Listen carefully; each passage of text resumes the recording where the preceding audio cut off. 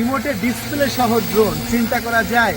এখন থেকে আপনারা রিমোটেই লাইভ দেখতে পারবেন, বাড়তি কোনো মোবাইলের প্যারা নাই। হ্যাঁ, অনেকে আগে মোবাইলের প্যারায় থাকতো যে মোবাইলের সাথে ওয়াইফাই কানেকশন হচ্ছে না, অনেক দূরের ওয়াইফাই মোবাইলের সাথে কানেকশন হয় না। তারা কি করবে?